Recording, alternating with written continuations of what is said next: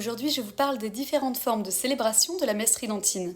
Il y a différentes manières de célébrer la messe en fonction de la complexité de la cérémonie. D'ailleurs, si vous êtes nouveau à la messe en latin, je vous conseillerais de commencer par la messe basse, qui est plus simple et vous permettra de bien observer ce qu'il se passe à l'autel.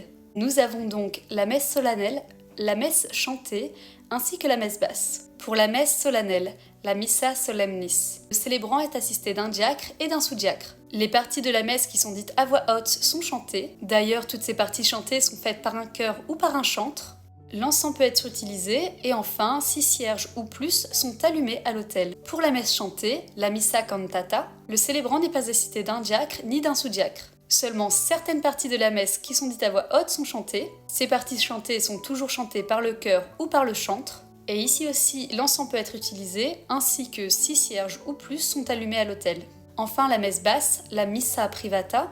Ici, le célébrant n'est pas assisté. Il n'y a pas de partie de la messe qui soit chantée, néanmoins il peut y avoir des chants qui accompagnent l'entrée et la sortie du prêtre, ainsi que la communion et l'offertoire. Il n'y a pas d'encens, et seulement 2 cierges sont allumés à l'autel. Alors attention, il existe aussi la messe pontificale, qui est une messe célébrée par l'évêque. Dans ce cas-là, un 7e cierge est allumé à l'autel pour faire part de la présence de l'évêque. Prenons un temps sur les musiques de ces différentes formes de célébration de la messe tridentine. Tandis qu'il n'y a pas de chant pendant la messe basse, certaines parties de la messe chantée doivent être faites par un chœur ou par un chantre. Ces parties sont de 2 sortes, l'ordinaire et le propre.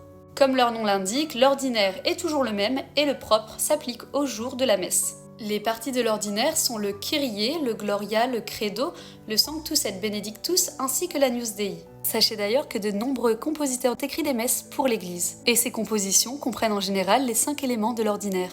Et les parties du propre sont l'Asperges Me ou le Vidi Aquam, l'Introit, le Graduel, l'Alléluia ou le Trait, l'Offertoire et enfin la Communion.